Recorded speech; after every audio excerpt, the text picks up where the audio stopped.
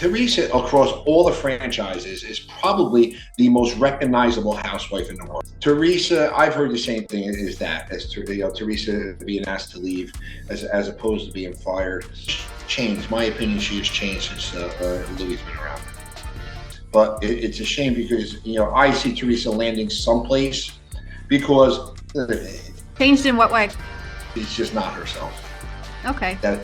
Not the Teresa I grew up with. OMG! Teresa Giudice's future on RHONJ. Frank Catania, Dolores' ex-hubby, has been spilling some major tea about why Teresa might be saying goodbye to the show. But hold on to your wigs because that's just the beginning. We've also got Melissa Gorga making a dramatic trip to support her hubby Joe's comedy career, and honey, it's giving us all the feels. Plus, Margaret Josephs is dishing on her epic feud with Jackie Goldschneider, and it's juicier than a Jersey tomato. And if that wasn't enough, fans are buzzing about whether Teresa can carry her own spin-off show. Is the OG of NJ ready to fly solo? Or is it time for her to hang up her table-flipping shoes? We're diving into all of it, so buckle up. Now, let's talk about Teresa's potential departure from RHONJ. Despite what Frank Catania might have said, TMZ is here to set the record straight. Teresa, across all the franchises, is probably the most recognizable housewife in the world. Teresa, I've heard the same thing Teresa being asked to leave as opposed to being fired. Changed. My opinion, she has changed since Louis has been around. But it's a shame because, I see Teresa landing someplace because changed in what way? It's just not herself. Okay. Not the Teresa I grew up with. Turns out our girl Teresa isn't out just yet. And can you blame Bravo for keeping her around? She's been the queen of RHONJ for years, and her salary is probably higher than the hair on a Jersey Shore beehive. But here's the tea. Bravo's playing it cool, taking a wait-and-see approach with the cast. Let's be real, the tension between Teresa and Melissa Gorga is thicker than pork roll, and fans are wondering if they'll ever bury the hatchet on screen. And with whispers of a potential RHONJ reboot in the air, everyone's on edge. Bravo might be thinking about shaking things up with a fresh cast and a lower price tag. But don't count Teresa out just yet. Her fate on the show is about as predictable as New Jersey weather. Now let's switch gears and talk about Melissa Gorga, because this woman is giving us all the wife goals vibes. You're full of that. You're the one that's a liar, and that was trying to hurt my family. A dog-licked mouth. I love my lips. Yeah, okay. Your ass needs to be checked. Husband's name And you do out the of same. your fat obsessed. You're obsessed. You're obsessed. Obsessed with what? Obsessed. Like, oh my God. Oh my God. Yeah, she's such a joke. She's such a joke. Please, please. Now, shut the up. You need to have a seat and shut your mouth. Yeah. On August 17th, Melissa took a nearly 3-hour road trip from Connecticut to Atlantic City just to catch Joe's comedy show at Harrah's Resort. And get this, she squeezed in a food judging gig at the Hay Stamford Food Festival before hitting the road. Talk about a packed day. Melissa shared her adventure on Instagram, and let me tell you, it's giving us all the warm and fuzzies. She admitted to indulging in a few too many burgers while judging the festival. Relatable, am I right? But nothing was going to stop her from supporting her man. The comedy night was hosted by Frank Catania and included appearances from John Fuda and Joe Benigno, making it a real RHONJ family affair. Melissa, along with fellow housewives Rachel Fuda and Danielle Cabral, were front and center cheering on Joe and the guys. Now that's what I call squad goals. Amidst all the laughter and fun, Melissa took a moment to reflect on the drama of season 14. She emphasized her commitment to family and staying positive, saying, "Life is about being happy, enjoying it with good friends and good people." Preach, Melissa! Now let's spill some tea about the epic feud between Margaret Josephs and Jackie Goldschneider. Honey, this drama is spicier than a plate of buffalo wings. Okay, so how did that happen? How did you speak to Vanessa? Did you find her? No. Teresa said, and I quote, "I can't wait for the world to see what a liar she is," and she was referring to you, Margaret Josephs. Margaret Josephs spoke to Louis' ex, Vanessa. It was nothing major. She thinks I was the one putting things out there from the beginning. I never spoke to Vanessa before I met Louis.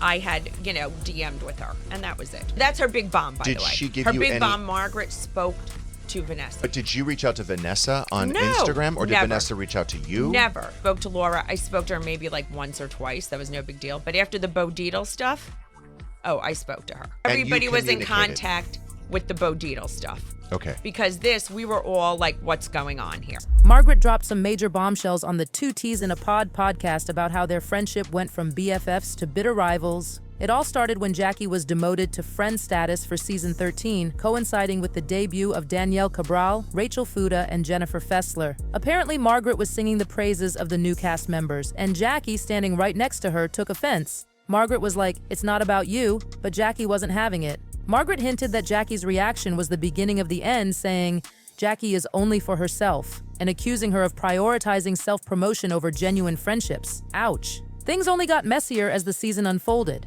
Jackie cozied up to Teresa Giudice, Margaret's longtime foe, and the exposés continued. Margaret revealed that Jackie had trashed Dolores and Gia and even hosted Luis Ruelas' ex while still beefing with Teresa. Talk about stirring the pot. It looks like Margaret and Jackie's friendship is beyond repair, but let's be honest, we're here for the drama. This feud has all the makings of an epic RHONJ rivalry, and I can't wait to see how it plays out on screen. Now let's talk about the buzz surrounding Teresa Giudice and her potential spin-off show. Margaret thought that she was going to dismiss her culpability by putting it all on me. Years ago, when Teresa was coming after my husband, Louis' ex reached out to me, and I was like, I'm gonna admit it, and like, if Teresa doesn't want to be my friend anymore, I get it.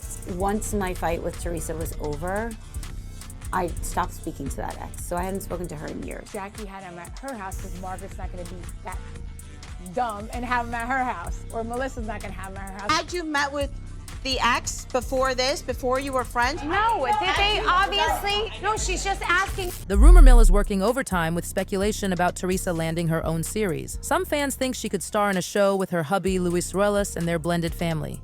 But not everyone's on board with this idea. A recent poll on the AT Reality Chat podcast asked if Teresa could hold her own show, and a whopping 80% said nope. Yikes. The comments on social media are equally brutal, with viewers saying Teresa's story is old news and her marriage to Luis is adding more drama than excitement. Can I just say, it's like Teresa has a very dark, toxic, weird husband. You know, Teresa didn't seem to be able to take it in. She's not, something's off and there's a lobe missing. And so as long as she's on the show, her storylines are gonna be very dark and weird and toxic. Because she's not processing this in the proper way. Even after all this time, she's still like totally fine with Jackie. One fan said, "Nobody wants to see Teresa in a new show? Enough! Her story is told and she is unwatchable now."